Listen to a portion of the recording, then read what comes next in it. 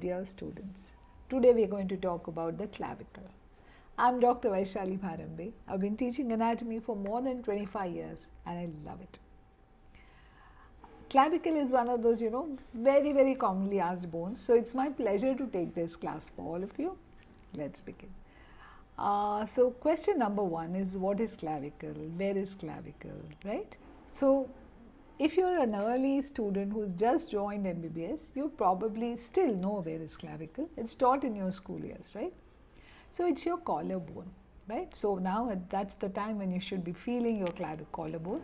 Here's your collarbone. Most of us are easily able to palpate our collarbone. If you are not able to, then ideally you probably need to go to the gym, okay? Or go out for walks, because clavicle is almost in everybody, it's easy to palpate bone. Okay. So what functions does it serve? It serves the function of transmission of weight of your upper limb. Your upper limb is quite heavy, okay? So that entire upper limb weight is transmitted through your clavicle, your your coracoclavicular joint. Through your clavicle, it is transmitted onto your sternum. Take a look. So here you are seeing the sternoclavicular joint, then that's the clavicle, that's your coracoclavicular joint, and that's your upper limb.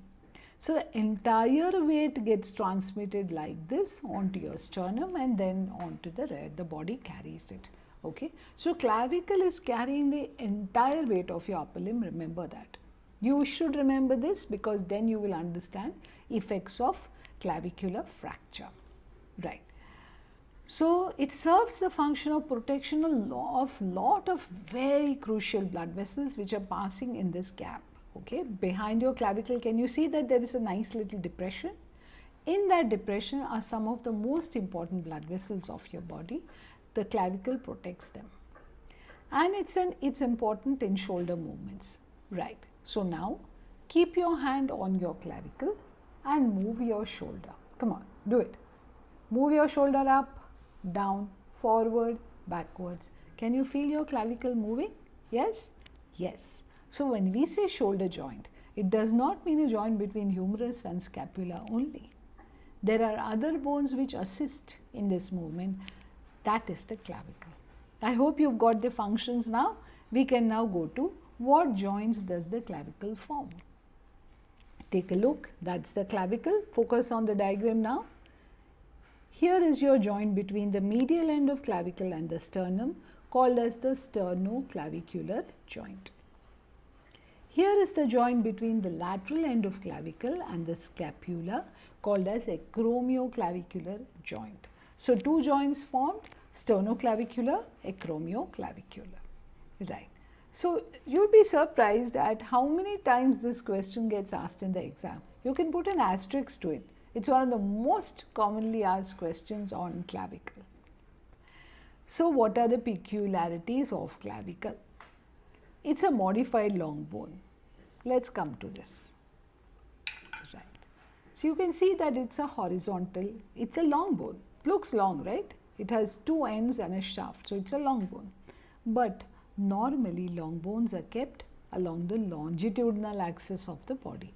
In this case, this is a bone which is a long bone kept along the horizontal axis of the body. Okay. So let's ask ourselves some relevant questions. Why is it called a long bone? It's called a long bone because it has two ends and a shaft. Next question. And it transmits weight, of course. Why call it modified then? If it's long, it's long. It's modified because long bones are always vertical, this one is horizontal. 2, it has no medullary cavity. Were you to cut it, you would not find a medullary cavity in the center. And it ossifies in membrane. Now, do you remember? Probably taught you in your general anatomy. When the bones are formed, long bones, a cartilaginous module is formed first and then it gets ossified to form the long bone. But in this case, clavicle forms in a membrane. It has a membranous ossification. Okay. For these reasons, clavicle is a little different. Okay. Right. Any other peculiarities? Yes, it is very peculiar. So, It's the first bone to begin ossification. Almost in the 5th to 6th week of intrauterine life, it begins to ossify. And it completes the ossification. I've written it as 21, but the ossification can get completed almost till 31 years. So the last one to ossify and the first one to begin ossification. It's a subcutaneous bone. Now see, in this girl, you can actually see her clavicle. Okay, it's not because she's a tiny thing, though she is, but it's because clavicle is a subcutaneously placed bone just below the skin, covered by skin and platysma. And it's pierced by a nerve. That's very peculiar. Supraclavicular nerves coming from your posterior triangle region, they come towards the clavicle, and the middle supraclavicular nerve may pierce your clavicle. All these are peculiarities of clavicle. Remember these. See, when you are asked peculiarities, you have to mention peculiarities. You cannot say it has two ends and a shaft. You have to mention the peculiarities specifically. Okay? All right. So, let's continue with our discussion of the clavicle. So, have a sip of water. Relax and learn. Don't get stressed out. It's nothing. It's one of the easiest bones to remember. Okay? So, look at the bone. At this moment, you don't know which side it is. I don't know either. So, what do I see? It has two ends, one end and another end, and it has a shaft. Okay? The shaft has got a superior and inferior surface, and anterior and posterior curvature. Look at it. It has an anterior curvature and it has a posterior curvature. Remember this. I am not going into details because this much is enough for us to identify the side and place it in its normal anatomical position. Now here I want to mention something very important. Remember, in any viva, the more you will talk, the less your examiner will talk. The less time your examiner will get to ask you more and more difficult questions. Common sense, isn't it? So, whenever you are placing a bone in its normal anatomical position, you are thinking in 6 dimensions. What are the 6 dimensions? Anterior, posterior, superior, inferior, medial, lateral. So, instead of just thinking in those, also talk in those. Okay, I'll explain it to you. So, here you are seeing you pick up your clavicle now, all of you. Hold it horizontally because by now you know that much. Now, remember that its flat end should go laterally, its rounded end should come medially. I can place it like this also, still the rounded end is medial, flat end is lateral. Now, next part, medial lateral. Okay. So, the medial 2/3 of the bone is convex anteriorly. Lateral 1/3 of the bone is convex posteriorly. I am going to move the bone like this for you to understand. The medial 2/3 of the bone is convex anteriorly. Lateral 1/3 of the bone is convex posteriorly. So, now this has to come anterior, this has to come posterior. Lastly, the inferior surface of this bone is rough, shows presence of a groove on it. I don't know if you can see it, but you can definitely feel it. Okay, inferior surface shows presence of a groove and superior surface is very smooth. Why is the superior surface smooth? Because your clavicle is a beauty bone, isn't it?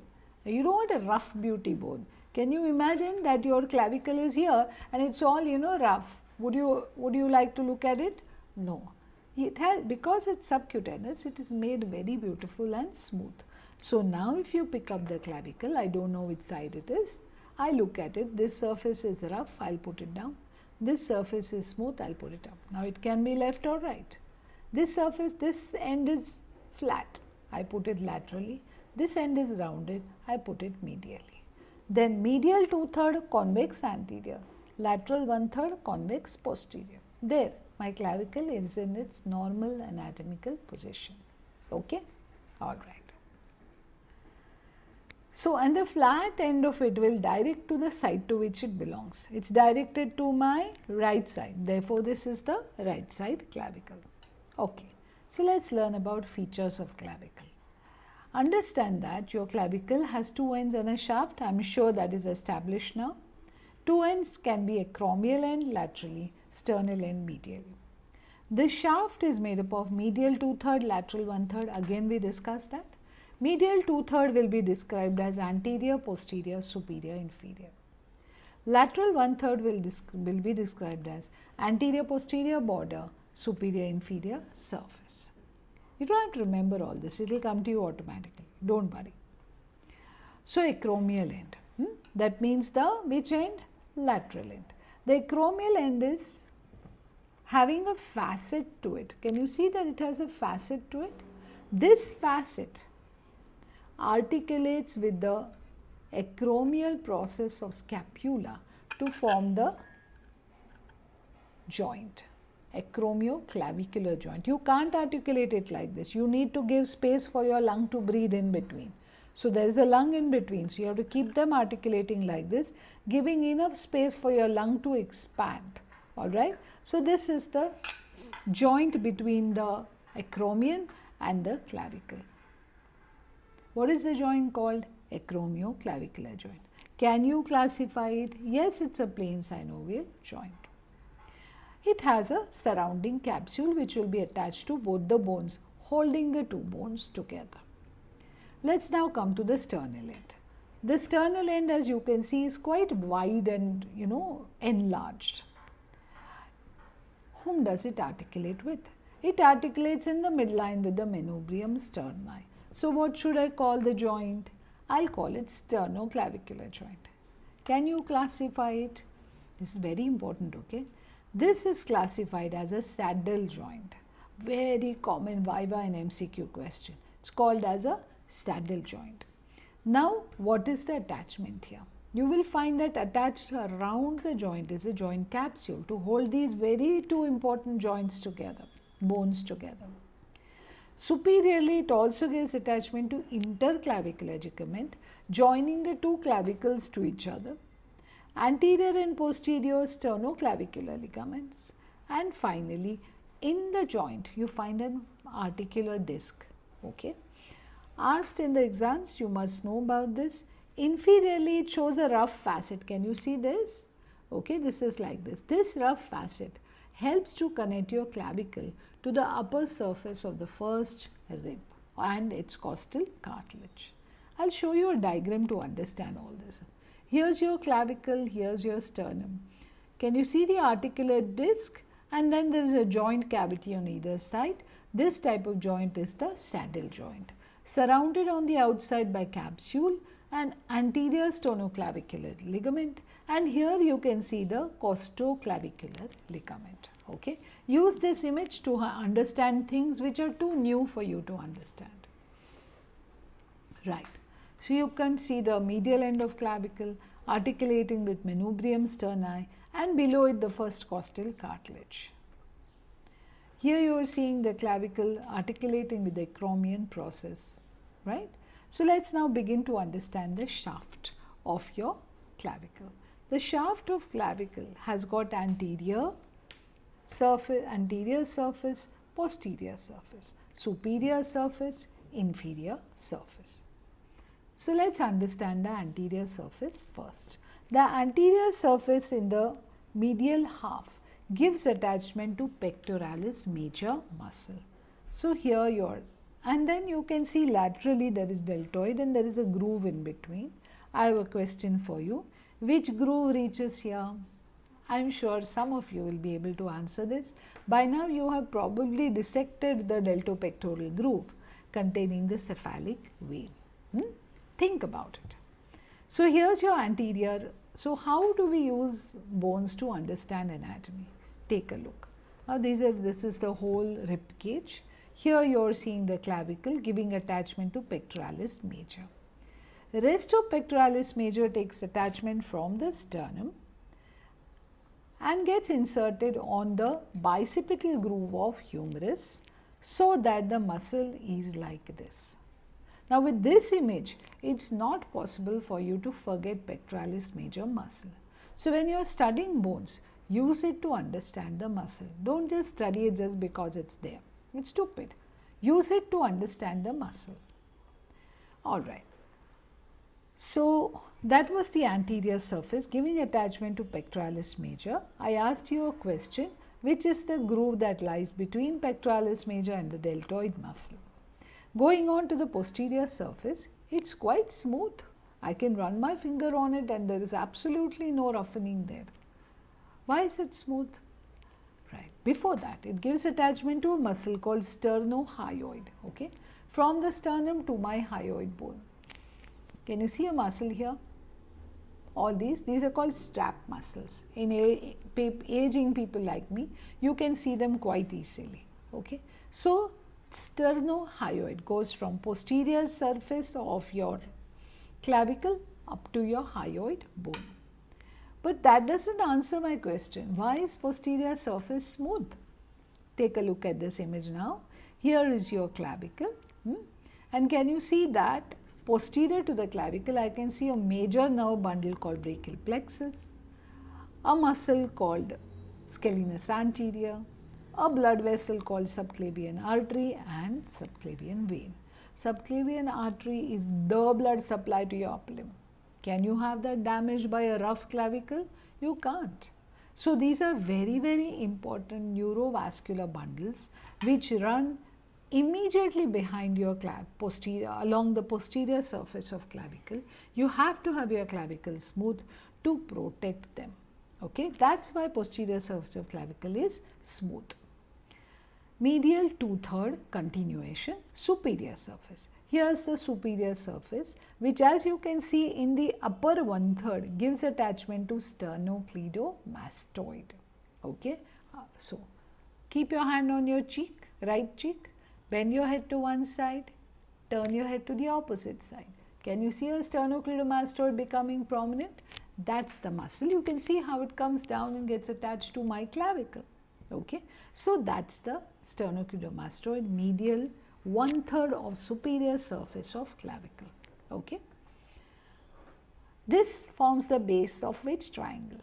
Okay, this is only for those who are revising this, the clavicle now. Take a look. Can you see that this is your sternocleidomastoid, this is your trapezius, and here is your clavicle. The base of the posterior triangle is formed by the space between sternocleidomastoid and trapezius attachment. Take a look. This is my left finger is the sternocleidomastoid. My right finger is my trapezius. There is a gap in between. Middle 1/3 of clavicle forms the base of posterior triangle. Use the image to understand. Right. Remember, this surface is very, very easily palpable. Between these two bones, you can easily palpate. Take a look. In all these people, you are able to see the clavicle so easily. Okay, it's a subcutaneous bone which is very smooth and easily palpable. Okay, so we've done quite a bit. Remember, it's covered by skin and platysma muscle. We will now continue this discussion. Take a pause, drink some water. Don't get stressed.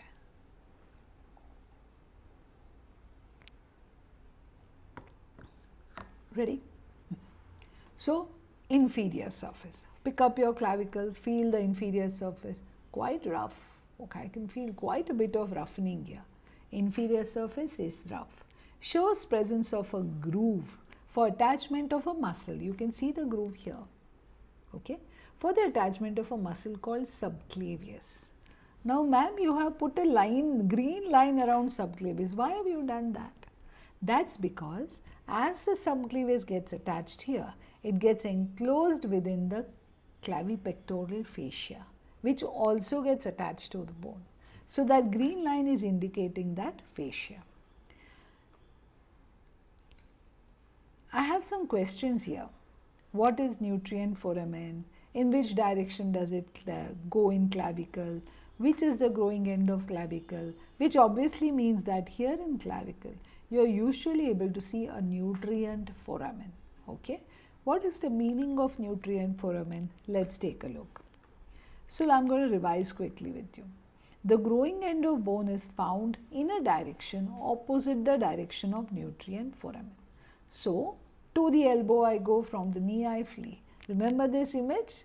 Okay.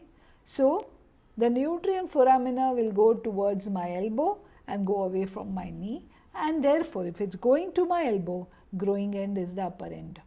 Okay, so that's how you find out the growing end. So question is, therefore you must know where is the nutrient foramen of clavicle to know which is the growing end of clavicle. Okay, think about it. Please give me the answers. Otherwise, all answers, MCQs and notes related to clavicle will be available on my website vbanatomy.com. So we have covered the medial 2/3 of clavicle. We talked about anterior surface, pectoralis major, superior surface, sternocleidomastoid. Then we talked about posterior surface, which is very smooth, and inferior surface, subclavius muscle, and the clavipectoral fascia. Continuing on to the lateral 1/3, it has an anterior border which is concave, a posterior border which is convex, a superior and an inferior surface. The inferior surface at one end shows a tubercle. Can you see the tubercle here? Which is called as the conoid tubercle and which continues forwards as a trapezoid ridge. These are two very important structures. You cannot forget them.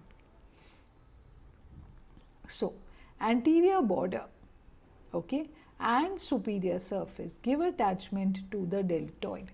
Anterior border, superior surface, where my finger is, give attachment to deltoid. This is pectoralis major, this is deltoid, between them a groove, okay, which is the deltopectoral groove. So now here in this image, which is showing you, by the way, clavicular fracture, you can see the deltoid getting attached to the lateral part of the clavicle, anterior border and superior surface. The posterior border and superior surface gives attachment to trapezius. Remember trapezius, sternocleidomastoid, gap in between, base of posterior triangle. With everything you have to correlate and revise your anatomy. Okay. Right. Now we come to the inferior surface, which at the junction of lateral 1/3 and medial 2/3, you find there is a tubercle. You can see it here, which is called as the conoid tubercle, from which a ridge extends forward, which is called as the trapezoid ridge. On the conoid tubercle and the trapezoid ridge, there is attachment of the coracoclavicular ligament. Very, very important. Coracoclavicular ligament, which transmits the weight of upper limb onto your clavicle. Right. So with this, basically we have covered much of the clavicle. I want to just briefly run through the ossification again, because sometimes examiners may ask you.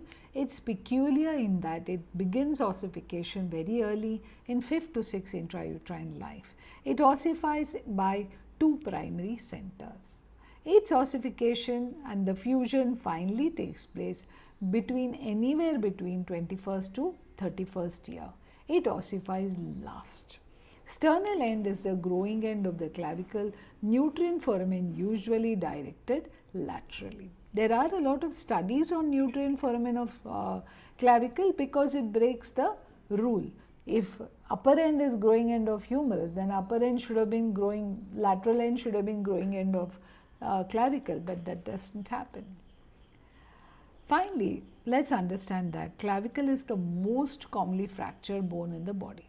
It's so delicate, it's not even straight, it's curved. It's curving in one direction, then curving in another direction. Because of that, it's quite, easy to break.